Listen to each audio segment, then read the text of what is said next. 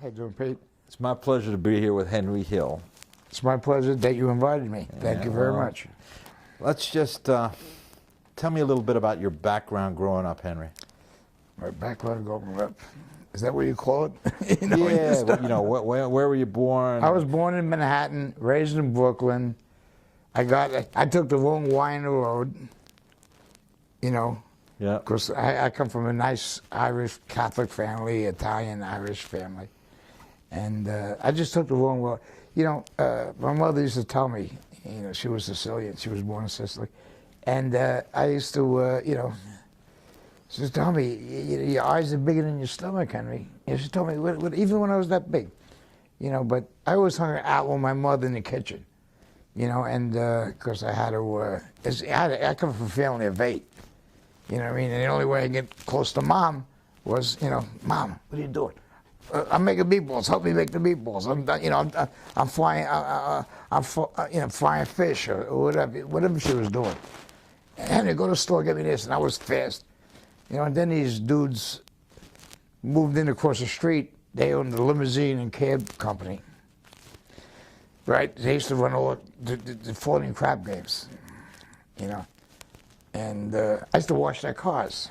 That's how I started in that business, washing cars, believe it or not. I should have went to the car wash business. Instead of the business I went into with those dudes. Anyway, so I started washing cars for them, right? And they said, Henry, do me a favor. Yeah, here's $5. Take this bag, don't open it, and bring it over to that building over there, on the 2nd floor, the 3rd floor. I take the bag, run like a motherfucker, because I didn't know it was in a fucking bag. Maybe it was a bomb or something, hand grenade. So I'd run over to the building, and that's how it started, and that's what started my life in crime.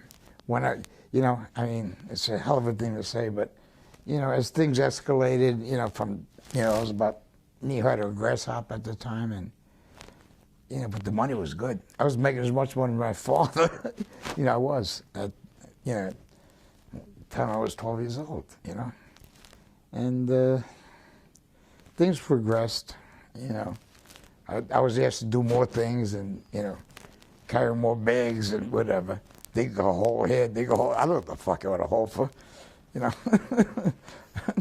And, and these guys driving over brand new caddies with bimbo on each arm, you know what I mean?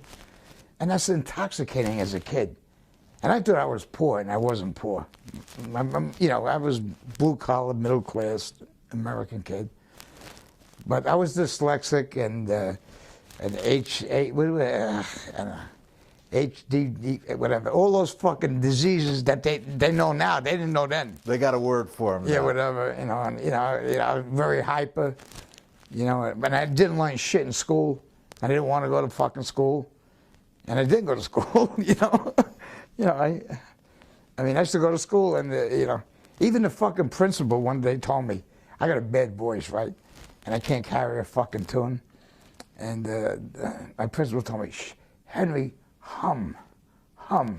Don't sing the national anthem. Imagine that. Imagine being told you can't sing the fucking national anthem. That so sucked. So you think I liked school? No, I didn't. And then when I went to school, I'd be sitting in the fucking corner looking at the wall because they thought I was a fuck up.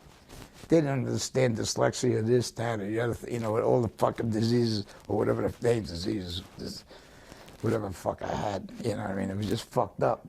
So I didn't like school. I didn't learn how to read or write. And I had 4 sisters that were older than me, all A students, And they used to get on top of me too and smack me in the back of the fucking head, Learn this, yeah, okay.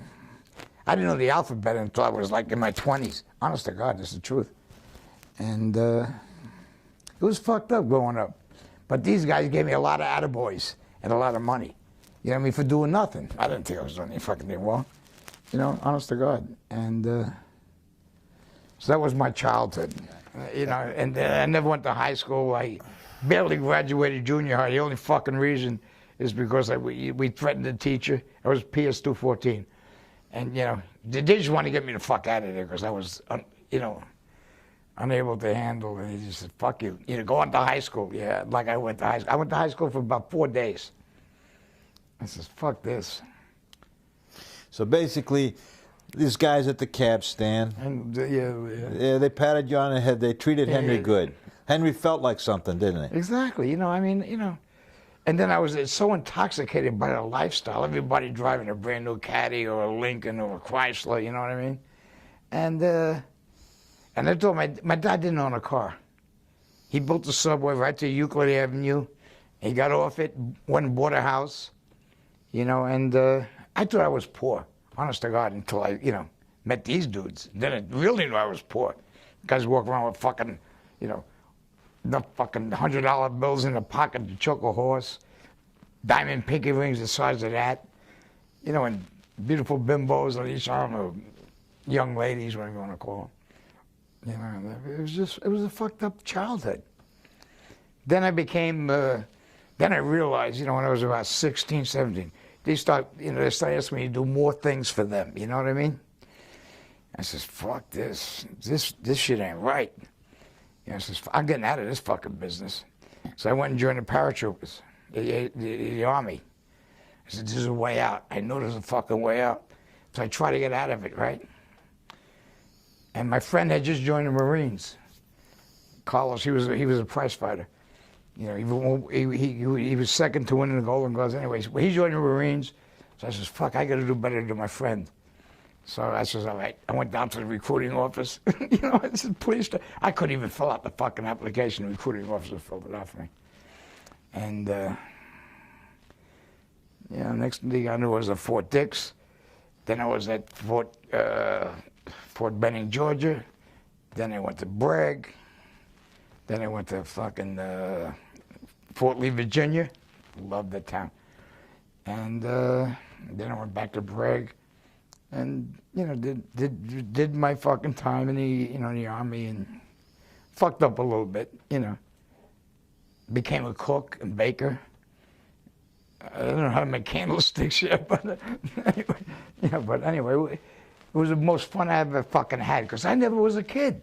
I mean, these fucking guys, they kept me fucking busy 24/7. Or, you know, when I was allowed out of the fucking house, which I used to climb down the drain pipe in my bathroom, right, to sneak out of the house so I could sit across the street and watch them play cards. This is play a brisk, you know, pinochle and hearts and all that shit, you know, because they always gambled, you know, 24/7, you know. I look out the fucking window. I'm supposed to be sleeping. I ain't gonna sleep. How the fuck am I gonna sleep? But, you know, I want to see who's winning, you know. Maybe I'll buy in here. So you got out of the service. Yeah. And then what happened? I tried to stay in South Carolina for a while, and I said, "Fuck this! I'm going home." I go back to Brooklyn, right? 21 and a half years old, right? And I just, you know, I says, "Fuck the Carolinas," you know, which I really liked, you know, North Carolina, South Carolina, but it was so fucked up. So I go back to New York. What am I gonna do when I get to New York? I walk across the street. Hey boys, how you doing? Hey, you know, some, you know, here's some, you know, they give me some fucking steak money, you know, whatever the fuck you want to call it, you know. Here's a couple hundred, you know. Which I left, you know, I left Carolina. I had a few hundred in my pocket, and I was back in life in New York second, as they say. You know, I was just back in the fucking life. I mean, everything at your fucking fingertips, you know. I'm fucking 22 years old, 21 and a half years old, right? Come on, we're going to Coppertown. Okay. Who's playing? Sammy Davis. You know, who's playing here? Nat King Cole. Who's playing? Paul Anka. Okay, no, I don't want to. Get in the fucking car. You're going with us, you know.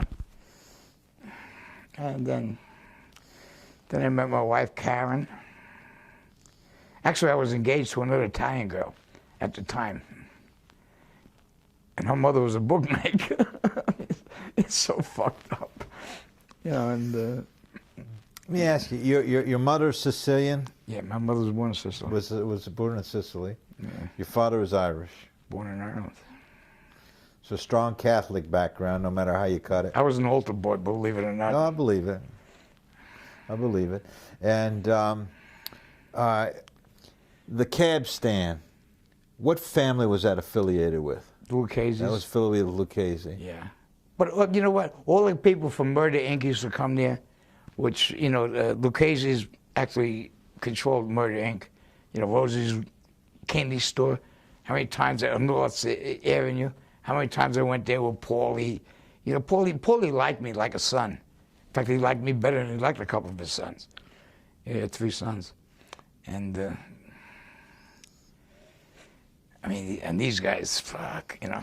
I mean, you're a little kid, and you see these fucking guys coming with these fucking fedoras on and, you know, rah, rah, rah, rah, rah. Yeah. And I knew two kids I went to school with, believe it or not, that both fathers were electrocuted, you know, with the Murder Inc. Yeah, it's just nice. Can you explain Murder Inc. for us, Henry? Yeah, Murder Incorporated, you know, it's like the Jewish mob. It was Bookwalter, wasn't it, that started it? Bookwalter, you know, the Jew boys, excuse me. Yeah. I'm not anti-Semitic, you know, but yeah, it was the Jewish mob, you know, and, but Paulie kind of was right in with them, you know what I mean? And, you know, with Tommy Three Fingers Brown, Lucchese, you know, they kind of, you know, they were a pretty powerful family in those days. You know, they had all of the garment center, they had all the trucking, a lot of unions. I mean, it was big business. And then, you know, back in those days, you know, you want to call it big business, it wasn't, you know, General Motors, but it was run the same fucking way.